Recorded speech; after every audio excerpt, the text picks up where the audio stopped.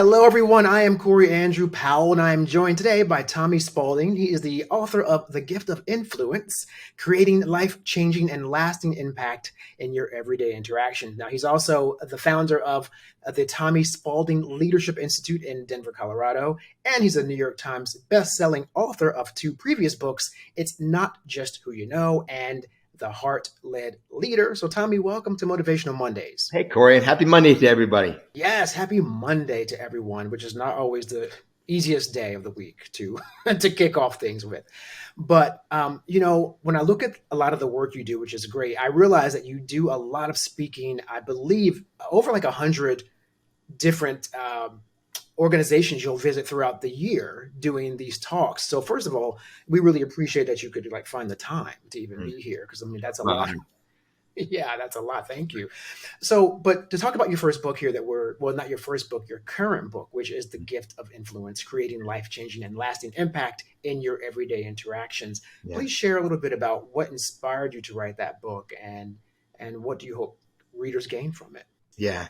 Well, if you look up the word influence in the dictionary today, it'll break your heart. It's all about social media. It's all about how many likes you have, how many tequila bottles or pocketbooks you're selling on the internet.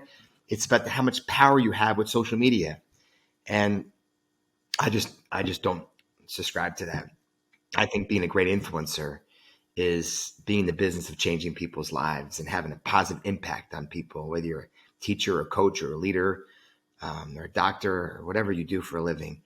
But every morning we have an opportunity to wake up and serve people and bless people and change people's lives and pour into people and to become an influencer in people's lives. And The Gift of Influence is a book that I wrote to really inspire the world to look at the word influence differently and to challenge themselves to be a gift and give that gift to others every day and receive that gift of influence every day. Yeah, that's such a relevant topic too, because I read a story recently about and this is not to get into politics, but I read a story recently about a man who left school teaching and he went to go work at Walmart or Target, one of those stores, because he was getting paid more. Like his paycheck going to work, full time at a store like Target or Walmart actually paid him more than being a teacher. And so it did make me realize that as a society, I think we are definitely just sort of like putting an emphasis on, I don't want to say the wrong things, but maybe not putting enough emphasis on things that also should be gaining attention or should get our respect. Teaching would be one of them, I would say, wouldn't you? Yeah. Oh, yeah. My parents are school teachers. And you actually asked the question, what would inspire you to write this book? And then it's interesting, the follow-up question was about this teacher. And that's what really actually inspired me to write the book is I heard this story years ago, a true story. In the early 1960s, there was a school teacher. Her name is Mrs. Lynn. And her job was to teach 8th grade algebra to 8th graders in a little town outside Lincoln, Nebraska. And 36 students are about to walk in her class. And it's a Friday afternoon, the last period of the day, Friday afternoon, the last period of the day. And it was the last period before spring break was about to happen. And so she knew right away when those kids walked in the room, bouncing off the walls, the windows open, the sun's coming out, 50 minutes away from spring break, that she wasn't teaching math that day. And so she asked all the students to take out a piece of paper. She said, you know what, we're not going to teach math today. We're going to do something different. And she wrote down on the chalkboard all 36 first and last names of all the students in the class. She said, boys and girls, what we're going to do today is I want you to take a piece of paper. I want you to write down all the first and last names of all 36 of your classmates. And I want you to spend the next 50 minutes thinking about one kind word, one beautiful word about each and every one of your students. And so they did. They wrote those students, and then 50 minutes were up. She clacks this piece of paper. Bell goes. Spring break happens. And here's what she did during spring break. She got 36 blank pieces of paper, and she wrote everyone's first name on each piece of paper. And then she transcribed all 36 words. So, Corey, you got 36 beautiful words about you. Linda got 36 words about her. Mark got 36 words about him. And she spent all week filling this out.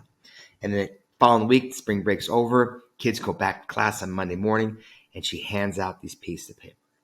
Now, Jill and I just graduated 8th grader. 8th grade's a tough year. The kids are trying to figure out who they are.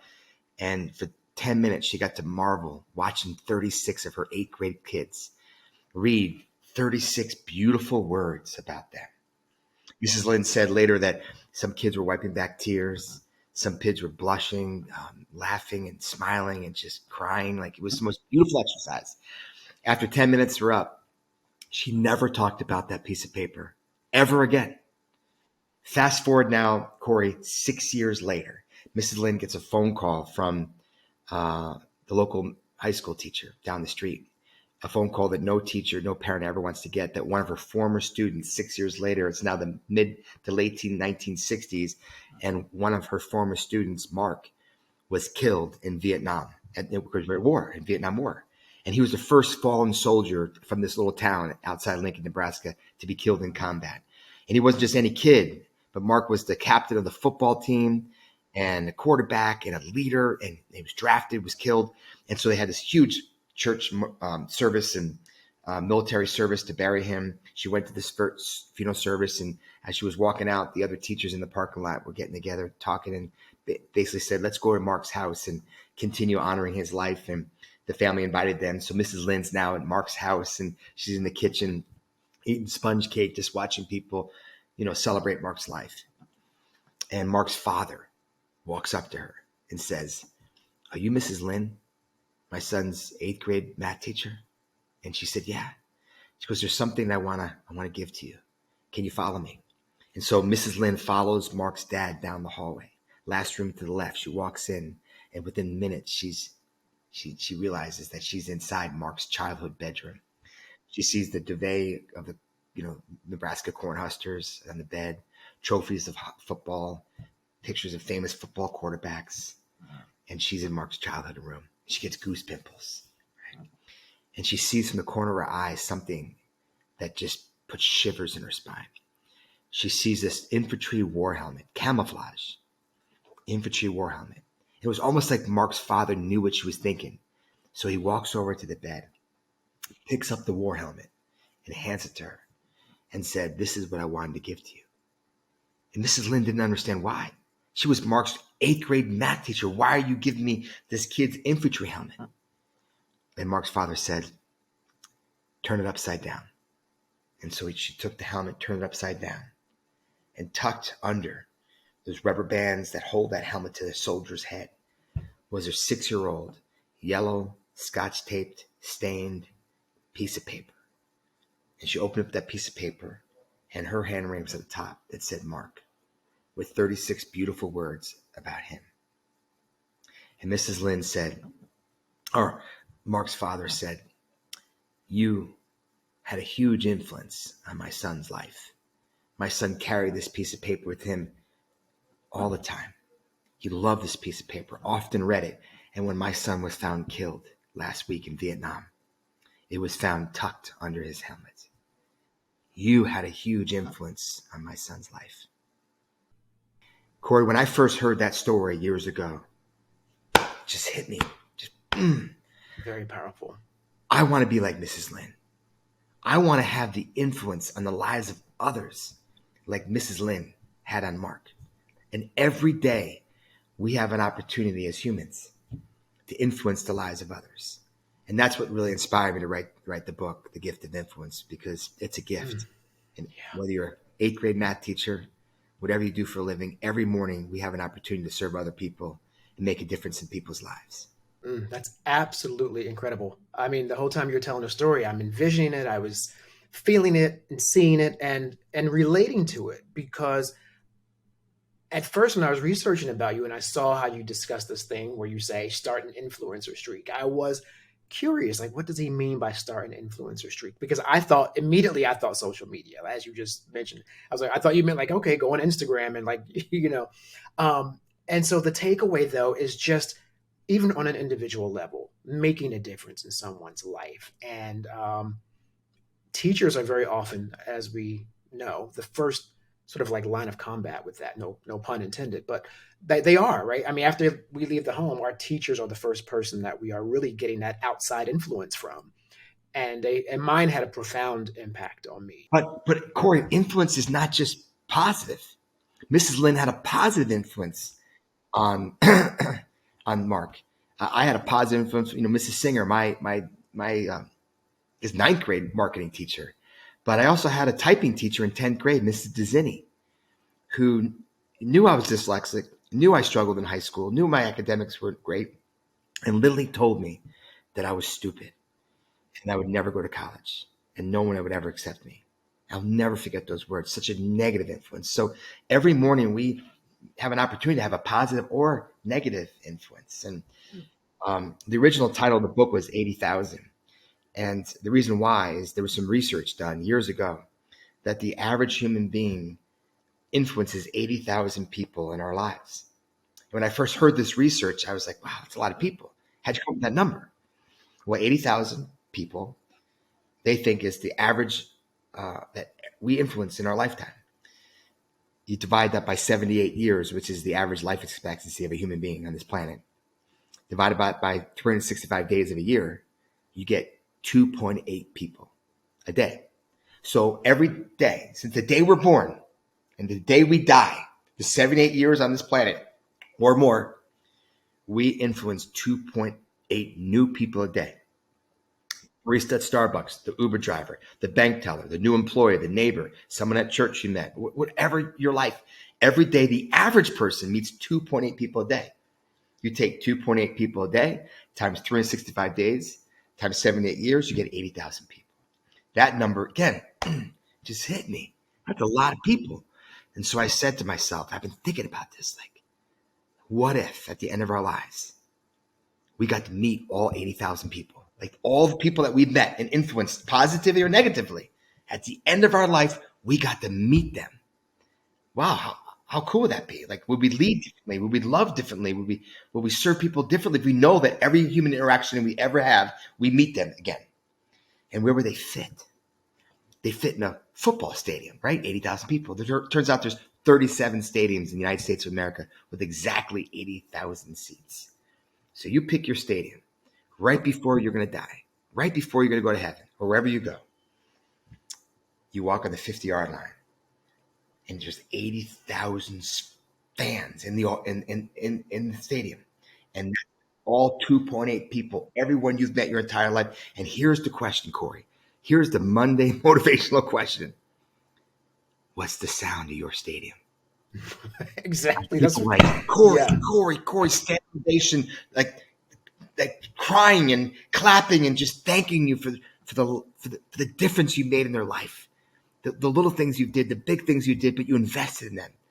Or is the stadium booing you because you spent your whole life screwing people over and putting yourself first, selfish? Or worse, did you spend your whole life on this phone and the whole stadium is silent? Not a negative or positive. It's just indifferent because you're down here on social media all the time, not looking up and seeing who's in front of you that you can bless, you can serve, you can give, you can lead, you can love, you can inspire, you can influence, you can impact. Like every day, 2.8 people are going to come in your life. And it's our legacy. It's our gift to make an impact on them. Absolutely. And, I read some of your other comments on this, things like when you're interacting with people, just going that little extra mile because you don't know what influence you could have on them. And one of the things was like, maybe you'll tip someone a little bit more Yeah. today if it's a service worker, or maybe you will hold a door open for someone Yeah. who was struggling with their packages, or Yeah. and those things may seem menial, but they are so impactful to renew our faith Yeah. in people and Yeah. humanity, I think, right? Yeah. They're bigger than just acts. Yeah. Just 2 weeks ago. I mean, this is not even a book. This has happened 2 weeks ago. My wife and I took our youngest, who's 14 years old, to prep school, to boarding school.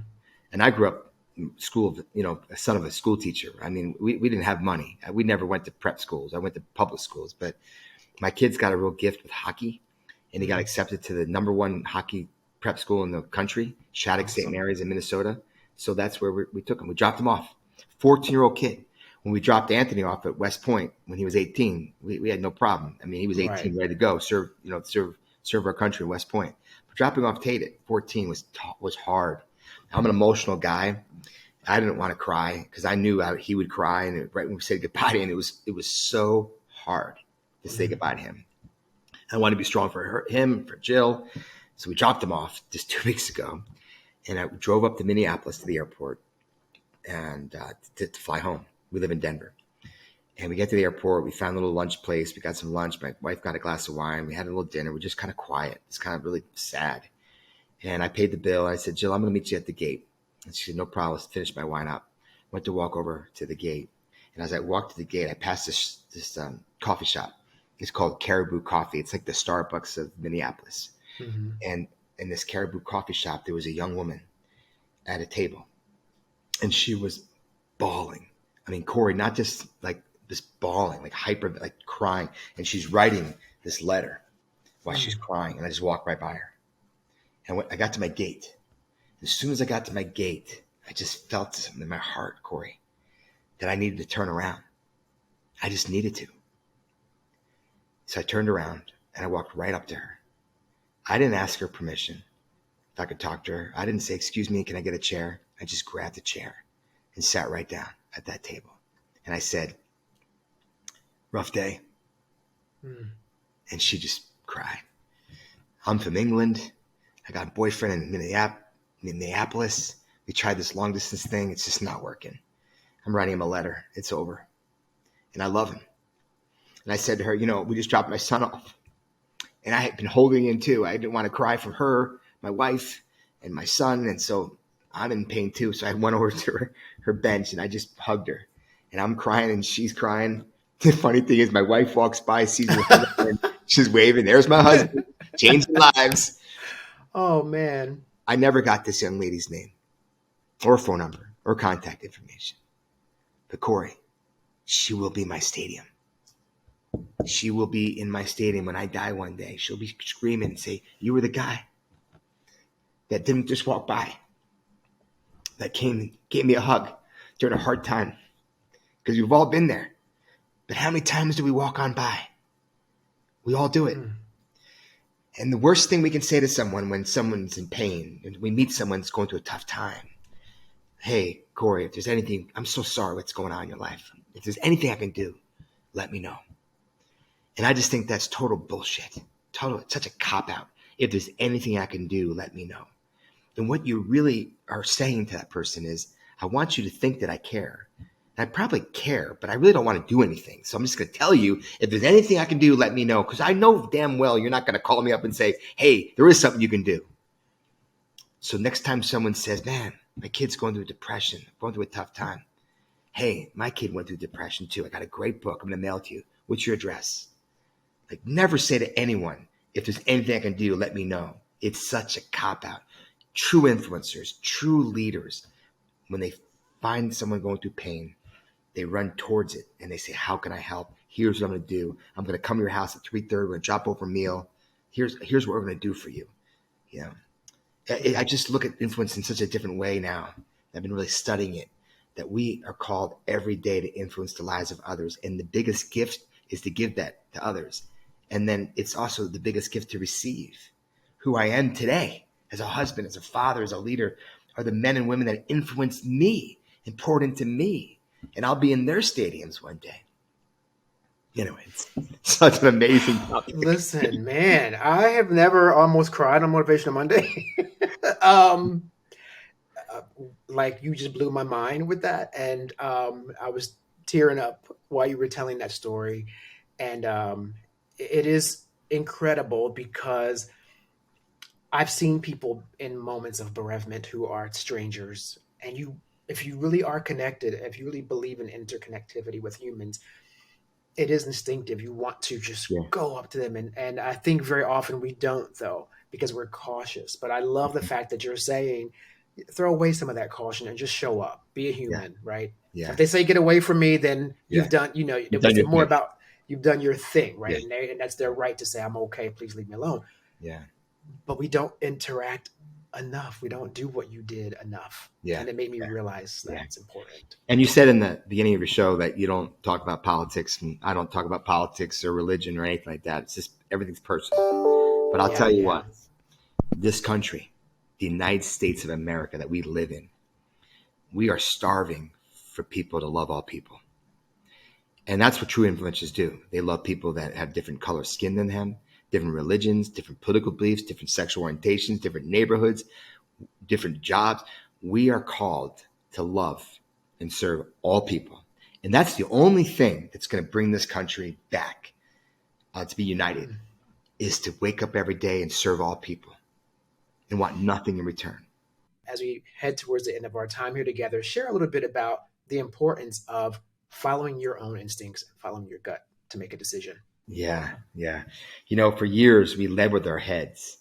I mean, we were strategic. We actually told people when they go to work, bring your heads to work and leave your hearts home. And we actually been brainwashing people for 20 years. Bring your heads to work, leave your hearts home. Your head is for work. Your heart is for your loved ones.